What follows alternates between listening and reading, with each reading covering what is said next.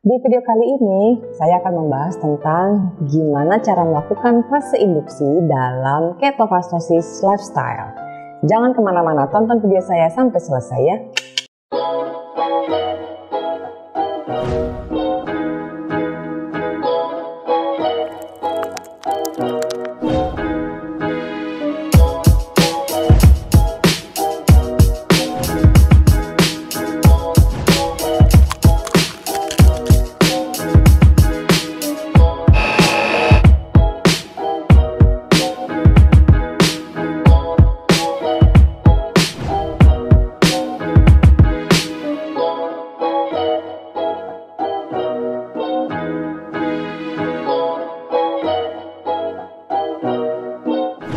Shumaila Cakes, kue rendah karbo yang enak.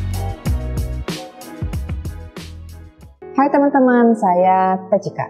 Channel ini akan selalu berisi informasi seputar diabetes dan gaya hidup sehat. Buat teman-teman yang diabetes atau kepingin tahu gaya hidup sehat, jangan lupa untuk subscribe dan aktifkan tanda lonceng, ting-tong, supaya teman-teman dapat notifikasi kalau saya upload video baru. Dalam ketofastosis lifestyle ada 3 tahap atau 3 fase yang harus teman-teman lakukan, yaitu fase induksi, fase konsolidasi, dan fase maintenance. Setiap fase memiliki protokol yang berbeda-beda, baik itu puasa intermittent fastingnya maupun menu makanannya. Nah, buat teman-teman yang melakukan ketofastosis lifestyle ini harus melakukan fase atau tahap awal dulu, yaitu fase induksi. Maka dalam video ini saya akan menginformasikan 4 hal yang harus teman-teman perhatikan dalam fase induksi. Yang pertama, persiapan. Kemudian yang kedua, aktivitas selama puasa intermittent fasting. Yang ketiga, aktivitas selama jendela makan. Dan yang keempat, catatan penting dalam fase induksi. Yang pertama, persiapan. Ada 2 hal yang sebaiknya teman-teman siapkan sebelum melakukan fase induksi. Yang pertama, periksa kadar gula darah puasa. Ini adalah pengecekan atau pemeriksaan kadar gula darah teman-teman saat puasa di pagi hari sebelum makan apa-apa. Biasanya pemeriksaan kadar gula darah puasa ini dilakukan pukul 9 pagi. Untuk pemeriksaannya bisa teman-teman lakukan secara mandiri di rumah apabila punya alatnya, atau periksakan ke laboratorium atau klinik terdekat rumah. Kemudian yang kedua, teman-teman udah harus punya amunisinya. Contohnya MCT dalam bentuk minyak maupun dalam bentuk bubuk. Kemudian imunator honey atau IH, kemudian teh hijau dan lain sebagainya. Untuk detail mengenai amunisi, teman-teman silahkan tonton video saya sebelumnya. Yang kedua, aktivitas selama melakukan puasa intermittent fasting. Intermittent fasting adalah puasa yang mengatur kapan kita puasa dan kapan kita makan lagi. Intermittent fasting atau puasa IF dalam fase induksi ini adalah 16-8. Maksudnya teman-teman melakukan puasa selama 16 jam, tidak makan apa-apa, kemudian dengan jendela makan selama 8 jam. Puasanya dimulai pada pukul 8 malam. Di sini teman-teman sudah harus berhenti mengunyah makanan atau berhenti makan, tapi masih boleh minum. Puasa berlanjut sampai pukul 12 siang keesokan harinya. Selama puasa ini, teman-teman masih boleh mengkonsumsi air minum atau air mineral. Untuk teman-teman yang mengkonsumsi imunator honey atau IH, dikonsumsi pada pukul 6 pagi, pukul 9 pagi, pukul 12 siang, pukul 3 sore, pukul 6 sore, sampai pukul 9 malam. Konsumsinya juga hanya sedikit, yaitu 1/4 sendok teh.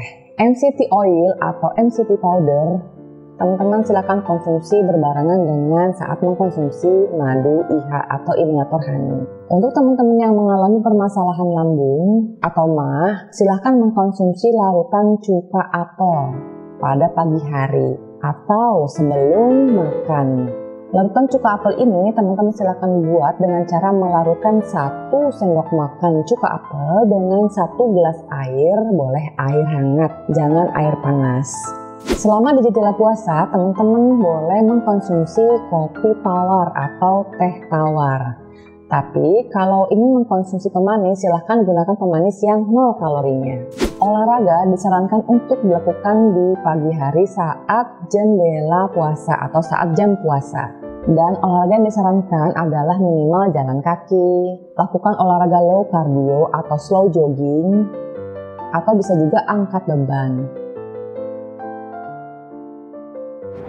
Yang ketiga, aktivitas di jendela makan. Buka puasa atau teman-teman boleh makan lagi itu pukul 12 siang. Menu makannya, teman-teman disarankan untuk mengkonsumsi langsung hewani dengan lemaknya. Semua produk makanan dari hewan, teman-teman boleh konsumsi. Semua hewan yang berkaki 4, kemudian juga unggas seperti ayam atau bebek atau burung.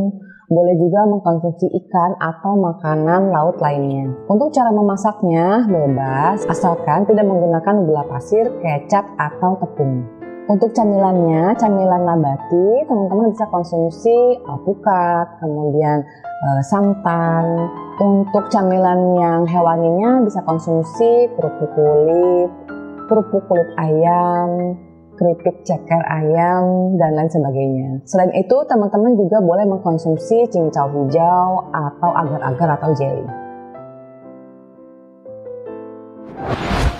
Yang keempat, catatan penting dalam fase induksi.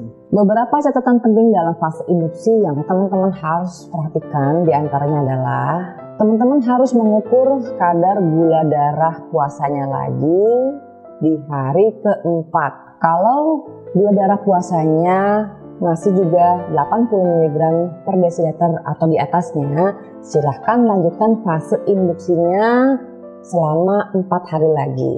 Tapi kalau selama 3 bulan kadar gula darah puasanya nggak turun-turun juga sampai di bawah 80 mg per desiliter, silahkan teman-teman lanjutkan ke fase selanjutnya, yaitu fase konsolidasi.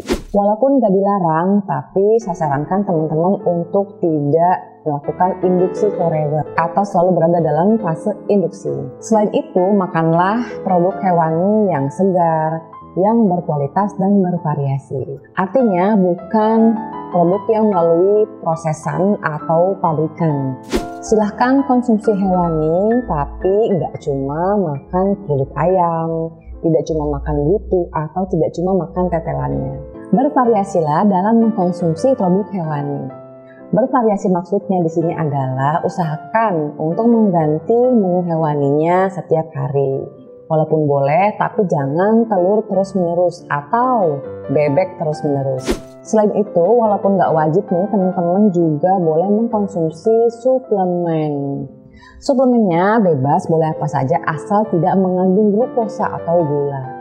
Untuk penjelasan tentang suplementasinya, teman-teman silahkan tonton video saya sebelumnya. Selama fase ini, untuk teman-teman yang sulit melakukan buang air besar, diperbolehkan mengkonsumsi serat yang zero karbohidrat seperti psyllium husk, inulin, atau melakukan enema kopi. Terakhir, teman-teman jagalah hidrasi tubuh. Pastikan selama melakukan ketofastosis lifestyle, teman-teman mengkonsumsi air mineral sebanyak minimal 2-3 liter setiap harinya. Untuk memudahkan pengontrolan konsumsi air mineral, saya sarankan teman-teman menggunakan juga jar atau botol literan. Karena biasanya sulit untuk menghitung konsumsi air mineral apabila kita menggunakan gelas. Nah, itu tadi 4 hal yang teman-teman harus perhatikan dalam melakukan fase induksi. Kalau ada pertanyaan atau komentar, silahkan tuliskan di bawah ya teman-teman. Saya ucapkan terima kasih sudah menonton video saya, semoga bermanfaat. Sampai jumpa di video saya selanjutnya. Salam!